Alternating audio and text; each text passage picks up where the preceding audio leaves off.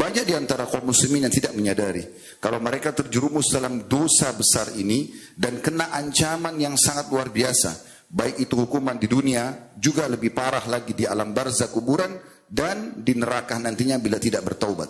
Ghibah ini disebutkan dalam sebuah hadis tentang definisinya. Hadis ini hadis sahih diriwayatkan Imam Muslim nomor 2589. Beliau sallallahu alaihi wasallam mengatakan, atadruna mal ghibah? Apa kalian tahu apa itu ghibah? Qalu Allahu wa rasuluhu a'lam. Para sahabat mengatakan Allah dan Rasulnya lebih tahu. Qala dzikruka akhaka bima yakrah. Engkau menyebutkan sesuatu tentang saudaramu yang dia tidak suka untuk disebutkan. Qila, maka ditanyakan kepada Nabi SAW, ara'aita in kana fi akhi ma aqul? Bagaimana ya Rasulullah kalau seandainya yang aku ucapkan itu sebenarnya ada pada dia, walaupun dia tidak suka, kekurangan kan misalnya, atau aib atau apa saja. Qala in kana fima ma taqul, atau in kana fihi ma taqul faqad ibtabtahu. Kalau seandainya ada padanya apa yang sedang kau ceritakan itu, yang kau anggap layak untuk bisa disampaikan, maka kau telah menggibahnya. Wa illam yakun fihi faqad bahattahu. Dan kalau seandainya tidak ada padanya, berarti kau telah memfitnahnya. Imam Nawawi rahimahullah menyebutkan dalam syarah Sahih Muslim di jilid 16 halaman 129, beliau mengatakan, ghibah adalah menyebutkan kejelekan orang lain saat ia tidak ada, saat pembicaraan terjadi. Juga beliau mengatakan dalam kitab yang lain, tepatnya di kitab Al-Azkar di halaman 597, beliau mengatakan secara rinci, ghibah adalah sesuatu yang amat jelek namun tersebar di khalayak ramai. Yang bisa selamat dari tergelincirnya ini atau tergelincir lisan seperti ini hanyalah sangat sedikit. Ghibah membicarakan sesuatu yang ada pada orang lain, sesuatu yang diceritakan ada pada badan, agama, dunia, diri, akhlak, bentuk fisik, harta, anak, orang tua, istri, pembantu, budak, pakaian, cara berjalan, gerak-gerik, wajah yang ceria ataupun wajah yang cemberut, kebodohan, kefasihan lidah, atau segala sesuatu yang berkaitan dengan itu. Cara ghibah bisa melalui lisan, tulisan, isyarat, bahkan isyarat itu dengan mata, tangan, kepala, atau yang semisalnya. Dari yang kita dengar dari hadis tadi tentang definisi ghibah dan apa yang dirincikan oleh Imam Nawawi rahimahullah, berarti hampir semua kita bisa bahasakan yang bertujuan menyampaikan apa yang tidak disukai oleh orang yang sedang kita sampaikan tentang dia, masuk dalam dosa ini. Hasan Basri dan Masruq rahimahullah, ulama-ulama tabi'in menyebutkan, mereka mengatakan ghibah adalah jika engkau membicarakan sesuatu yang jelek pada seseorang. Jika yang dibicarakan sesuatu itu tidak benar, maka lebih besar lagi karena dia adalah fitnah. Dinukil dari kitab Jami' Ulum wal Hikam, jadi 26 halaman 167. Dalam Majma' al-Ansar, kitab yang masyhur, jadi 2 halaman 550 disebutkan, segala sesuatu yang ada maksud untuk menggibah, menyebutkan apa yang tidak disukai oleh orang yang sedang kita bicarakan, termasuk dalam ghibah, dan hukumnya adalah haram. Pernah ada seseorang bertamu ke rumah Aisyah radhiyallahu anha dalam sebuah riwayat yang sahih diriwayatkan oleh Imam Ahmad jilid 6 halaman 136. Ada seorang wanita berkunjung dan bertamu ke rumah Ummul Mukminin Aisyah radhiyallahu anha. Setelah selesai dia sampaikan hajatnya dan wanita itu mau keluar atau sudah keluar dari rumah Aisyah, Nabi SAW ada di situ. Maka Aisyah radhiyallahu anha memberikan isyarat dengan tangannya seakan-akan menggambarkan wanita itu pendek. Itu saja, cuma isyarat tangan, ya, mengisyaratkan kalau wanita yang tadi datang itu tubuhnya pendek dan tidak ada hajat untuk menyampaikan orang itu pendek atau tinggi, kecuali memang yang disampaikan apa yang sedang dia inginkan untuk ditanyakan. Maka Nabi SAW spontan mengatakan kepada Ummul Mukminin Aisyah, qad tabtiha, artinya engkau telah menggibahnya. Jadi isyarat saja sudah cukup kena dosa ini. Allah subhanahu wa ta'ala melarang ghibah dengan sangat jelas dalam firman-Nya dalam surah Al-Hujurat surah nomor 49 ayat 12 yang berbunyi, A'udzu billahi minasyaitonir rajim, ya ayyuhalladzina amanu ijtanibu katsiran minadh-dhann inna ba'dadh-dhanni itsm wa la tajassasu wa la yaghtab ba'dukum ba'dha ayuhibbu ahadukum an ya'kula lahma akhihi maytan fakarihtumuh wattaqullaha innallaha tawwabur rahim. Artinya, hai orang-orang beriman, jauhilah prasangka-prasangka. Karena sebagian prasangka itu pasti dosa. Artinya dalam Islam kita disuruh ambil berita yang pasti saja. Selama masih prasangka tinggalkan. Dan jangan kalian saling memata-matai. Jangan saling menggibah satu sama yang lain. Tepatnya bahasa Indonesia adalah menggunjing. Apakah kalian mau, lalu Allah sebutkan hukumannya orang yang menggibah di sini. Apakah kalian mau memakan daging saudara kalian sementara dia sudah jadi bangkai, lalu kalian tidak mau itu? Maka bertakwalah kepada Allah, ya patuh pada Allah, hati-hati jangan sampai terjerumus dalam pelanggaran ini. Sesungguhnya Allah Maha menerima taubat dan Maha pengasih. Maksudnya bagi orang yang pernah melakukan lalu kemudian mereka bertaubat. Asy-Syaukani berkata berhubungan dengan ayat ini dalam buku yang masyhur Fathul Qadir di jilid 5 halaman 87, beliau mengatakan Allah Ta'ala memisalkan ghibah dengan memakan bangkai seseorang karena bangkai sama sekali tidak mengetahui siapa yang memakan dagingnya. Ini sama halnya dengan orang hidup juga tidak mengetahui siapa yang menggunjing dirinya. Lalu dikatakan dalam ayat ini, kata beliau, ada isyarat bahwa kehormatan manusia itu sebagaimana dagingnya. Jika daging manusia haram untuk dimakan, maka demikian pula kehormatannya. Ayat ini melarang setiap muslim menggibah dengan perbuatan, dan perbuatan itu dipastikan perbuatan jelek, penuh dengan dosa, dan pelakunya tercela. Qatadah rahimahullah berkata, sebagaimana engkau tidak suka jika mendapati saudaramu dalam keadaan mayit atau bangkai penuh dengan ulat untuk engkau makan, maka ketahuilah demikianlah buruknya jika engkau menggibahnya saat ia masih hidup. Dinukil dari kitab Jami' al-Bayan wa Ta'wil Ayat Al-Quran, jilid 26 ayat 169. Dan kita perlu teman-teman sekalian merenungi apa yang disampaikan oleh Nabi SAW dalam beberapa hadis yang akan kami sampaikan. Namun sebelumnya, hukum ghibah ini secara mutlak ulama sepakat haram. Dinukil dari kitab Kunuz Riyadus Shalihin jilid 18 halaman 164 disebutkan para ulama sepakat akan haramnya ghibah, dan ghibah termasuk dosa besar. Kalau dosa kecil bisa dimaafkan dengan orang wudu, sholat, dan semua amal soleh bisa membersihkan dosa-dosa kecil. Tapi kalau dosa besar maka berarti wajib taubat nasuha. Ada rincian Imam Nawawi rahimahullah mengatakan taubat dari dosa besar kalau umum dosanya maka itu dengan cara misalnya orang berzina, maka dia taubatnya meninggalkan dosa itu seketika, menyesali yang kedua dan yang ketiga berjanji sama Allah tidak akan mengulanginya. Tapi kalau dosa itu berhubungan dengan hak manusia, misalnya mencuri, maka selain taubat kepada Allah wajib minta keridhaan terhadap barang yang pernah dicuri, atau kalau tidak dikembalikan barang yang pernah dicuri. Kalau pernah memukul fisik minta keridhaannya, kalau tidak maka berikan badan kita juga untuk dipukul yang dikenal namanya kisos.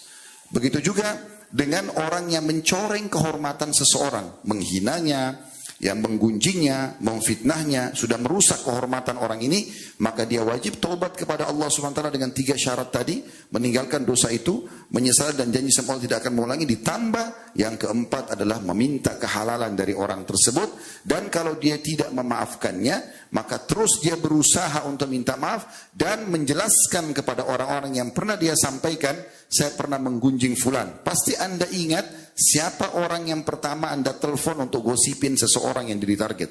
Teman-teman dekat misalnya. Katakan saya pernah ceritakan tentang seseorang ini buruk. Maka saya menarik perkataan saya dan saya bertobat kepada Allah. Kalau dia sebarkan setelah itu dosa dia. Tapi kita harus memberhentikan dosa yang sudah kita sebarluaskan. Oleh karena itu teman-teman sekalian sudah kita ingatkan di khutbah yang lalu. Di bahaya lisan 1, hati-hati dengan lidah. Ingat riwayat yang kata Nabi SAW kepada sahabat yang mulia, ya, Abi Dzar radhiyallahu anhu, yang Nabi SAW mengatakan, mau enggak saya tunjukkan kamu keselamatan dari semua perkara, kau pasti akan aman. Maka kata beliau, tentu. Kata Nabi SAW sambil memegang lidah beliau, ya, amsik alaika hadza, kontrol ini darimu. Jadi ini berbahaya sekali, karena kalau ini salah maka akan salah semuanya. Juga sudah kita ingatkan hadis riwayat Muslim yang kata Nabi SAW, kalau anak Adam tiba di pagi hari, seluruh anggota tubuhnya mengingatkan lisan dan berkata, bertakwalah engkau kepada Allah terhadap kami, karena kami hanya ikut dengan kamu. Kalau kau lurus kami lurus, kalau kau bengkok maka akan bengkok. Teman-teman sekalian, rugi sekali, dan bayangkan ini ruginya kalau seseorang di antara kita sudah sibuk dengan amal saleh, sholat, jaga 5 waktu, tutup aurat, berusaha mencari pendapatan halal, sudah berbuat baik banyak hal. Tapi subhanallah semua itu dinikmati oleh orang-orang yang telah kita ganggu dengan lisan kita.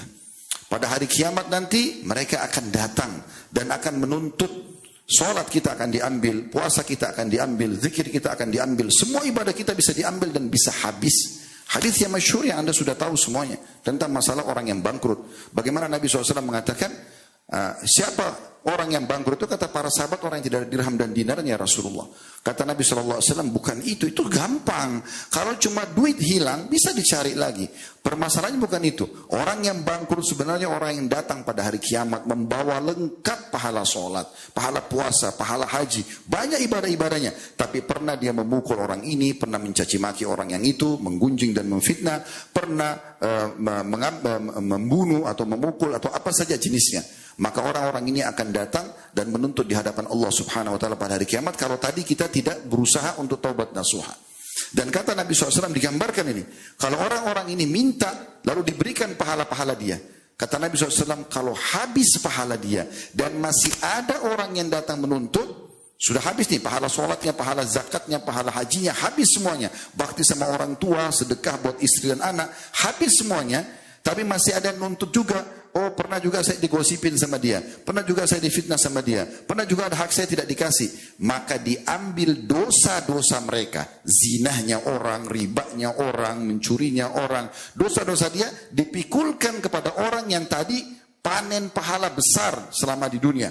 Kemudian akhirnya habis semua pahalanya, tinggal dosa-dosa orang yang dihukum dia dengan dosa-dosa orang tersebut. Betapa bangkrutnya orang ini. Seringkali kita dengar hadis ini tapi subhanallah masih saja luput. Dan kita anggap biasa. Tidak pernah kita jadikan sebagai sebuah ibrah dan pelajaran. Kontrol lisan saudaraku. Orang beriman hanya mengucapkan dari lisannya sesuatu yang bermanfaat. Mendatangkan pahala atau minimal mubah. Itu saja. Atau diam. Kata Nabi SAW, man kana yu'minu billahi wal yawmil akhir falyaqul khairan aw liyasmut. Barang siapa yang mengaku beriman kepada Allah hari akhir, maka ucapkan yang baik saja. Makna baik yang penuh dengan keridhaan Allah Subhanahu wa taala. Zikir, doa, baca Quran, memberikan nasihat, memberikan pelajaran, atau hal yang mubah, menanyakan kabar misalnya, atau apa saja yang mubah yang tidak berhubungan dengan masalah haram. Atau dia diam, kata Nabi SAW. Berapa banyak orang subhanallah tidak mengontrol masalah ini. Kata-kata itu saudaraku seiman selama belum keluar dari lidah kita, masih milik kita. Tapi kalau sudah keluar, sudah milik publik, dan ini susah untuk dikontrol. Untuk menariknya kembali sulit. Tidak semudah itu. Oleh karena itu harus hati-hati. Dinukil dari seorang salaf pernah, muridnya datang lalu mengatakan, Syekh, saya pernah menggibah Anda. Imam dipanggil, hai imam, zaman dulu dipanggil imam. Kalau kita kiai sekarang, hai imam, saya pernah menggibah Anda. Saya ingin bertobat, bagaimana caranya? Saya ingin Anda memaafkan saya. Kata dia, tobat kepada Allah dan plus lagi, kau harus mengembalikan namaku. Ini bahaya sekali. Kalau ada orang langsung mengatakan, baik saya maafkan, tidak ada masalah. Tapi kalau dia minta kita perbaiki nama dia, ini luar biasa. Siapa yang sudah menangkap perkataan itu? Dan di mana kita akan cari mereka? Kalau sekarang di zaman kita masih lebih mudah. Ada media yang kita bisa angkat di Facebook kita, di Instagram kita, di YouTube. Kita bisa sebarin, mudah-mudahan bisa nyebar. Tapi Allah a'lam apakah semua orang mendapatkan itu atau tidak. Dan ini berbahaya sekali. Oleh karena itu teman-teman sekalian kontrol semua ini. Tidak ada sesuatu yang sulit untuk mengontrol lisan ini. Ingat perkataan juga yang kami sampaikan pada khutbah yang lalu. Bahwasanya Ibnu Mas'ud berkata, tidak ada sesuatu yang paling harus sering dipenjara lebih lama dibandingkan lisan. Dan Allah memberikan kita 2 buah kuping dan 1 lidah agar kita lebih banyak mendengar daripada kita lebih banyak berbicara. Ini penting sekali untuk difahami. Pernah ada seseorang di majlis Iyas Al-Muzani, rahimahullah, seorang tabi'in yang sangat masyhur dengan kecerdasannya. Dia mengatakan, ada seseorang di majlisku selalu diam. Dan dia ada di pojok saja. Selama bertahun-tahun belajar tidak banyak bicara. Maka kemudian saya satu waktu bertanya kepada dia, kenapa engkau sendiri di antara semua yang hadir selalu diam? Tidak seperti yang lainnya, banyak bertanya, banyak ngobrol dan segala macam. Dia mengatakan, saya dengarkan, maka saya dapat manfaat. Saya diam, maka saya selamat. Jadi ini cara orang-orang untuk menjaga itu. Karena ini bahaya sekali.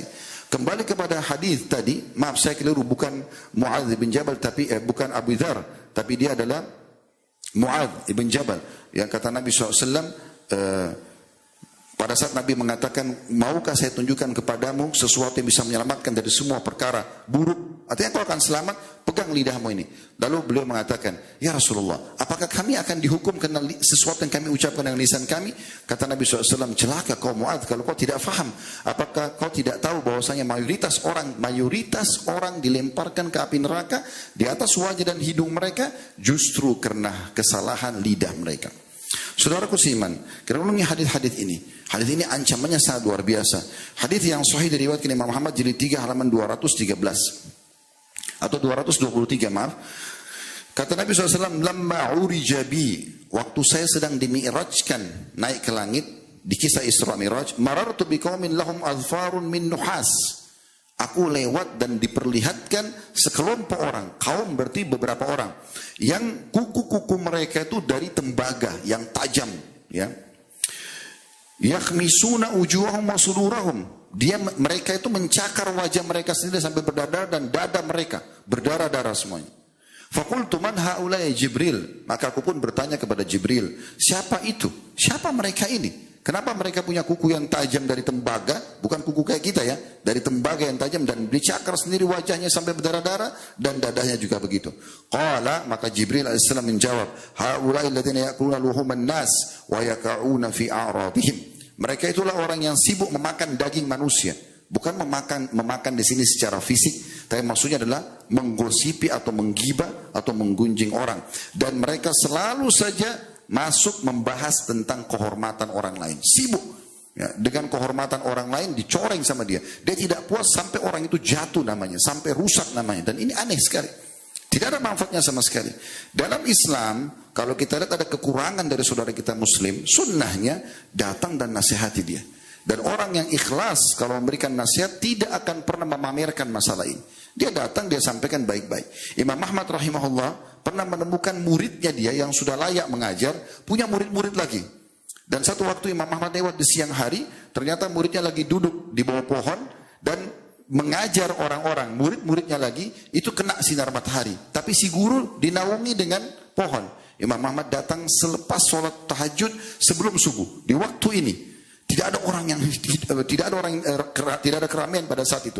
Lalu Imam Ahmad ketuk-ketuk pelan-pelan pintu kamar atau rumah muridnya ini. Begitu dibuka, begitu dia tanya siapa, Imam Ahmad mengatakan Ahmad dengan suara kecil. Begitu dibuka pintunya, muridnya kaget. Dia mengatakan, Imam, kenapa anda datang? Biarkan saya datang kepada anda. Ada keperluan apa? Kata Imam Ahmad, tidak. Saya lebih layak datang kepadamu hari ini. Kata muridnya, lalu Imam Ahmad masuk ke rumah itu jinjit. Pelan-pelan, padahal waktu itu tanahnya masih belum ada keramik dan segala macam. Masih tanah, orang kalau jalan pun tidak kedengaran sebenarnya. Tapi ada hikmah di sini. Dia jalan jinjit, lalu kemudian dia duduk di kursi dengan pelan-pelan, lalu dia berbisik mengatakan, ingatlah, saya ingin mengingatkan kepadamu satu perkara, saya khawatir Allah menghisapmu nanti hari kiamat. Kata muridnya, apa itu?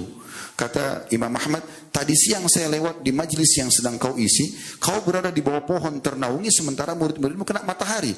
Allah akan tanya kamu nanti itu. Maka muridnya mengatakan jazakallahu khairan. Lalu Imam Ahmad mengatakan baik, dia keluar. Tetap dia jinjit-jinjit lalu pergi. Tidak ada yang tahu masalah ini. Tidak dipamer kepada orang. Tujuannya lillahi ta'ala. Ini yang benar. Nasihatin orang. Dan kesalahan orang serta kurang orang adalah ajang pahala buat kita. Bukan untuk digunjing. Bukan untuk disebarluaskan. Sehingga akhirnya seakan-akan kita menjadi seorang pahlawan telah menyebutkan aib dia. Hati-hati. Ancamannya sangat berat. Nabi SAW mengingatkan juga di dalam sebuah hadis yang sahih, ya ma'syara man amana bilisanihi wa lam yadkhulil imanu qalbuh. Wahai orang-orang yang sudah mengatakan beriman dengan lisannya tapi iman belum masuk ke dalam hatinya. La tagtabul muslimin. Jangan pernah kalian menggibah kaum muslimin. Wala tattabi'u auratihim. Dan jangan sengaja mengikut-ngikutin, mencari-cari kekurangan dan aib mereka. Fa innahu man ittaba'a auratahum yattabi'illahu auratah. Karena ketahuilah siapa yang sengaja mencari-cari aib dan kekurangan seorang muslim, Allah juga akan mencari-cari aib dan kesalahan dia. Wa may yattabi'illaha auratahu yafdahu fi baitihi. Dan siapa yang telah Allah cari kesalahannya, Allah akan permalukan dia walaupun dari dalam rumahnya sendiri. Demikian juga sabda Nabi SAW, "Wa man qala fi mu'minin ma laysa fi askanahu Allah ridghatan khibal atau khabal hatta yakhruja mimma qala." Hadis sahih riwayatkan Abu Daud, yang artinya barang siapa yang mengucapkan sesuatu tentang seorang mukmin, apalagi kalau tidak ada pada dia, Kalau ada ghibah, kalau tidak jadi fitnah, maka Allah akan tempat tinggalkan dia atau berikan dia hukuman di lumpur yang buruk dari neraka sampai dia bertobat dan meninggalkan apa yang dia ucapkan itu. Sebagai penutup teman-teman sekalian, kita renungi hadis Nabi SAW. Bubar dari sini, kalau ingat pernah gosipin siapapun, segera bertobat kepada Allah dan minta maaf kepada dia.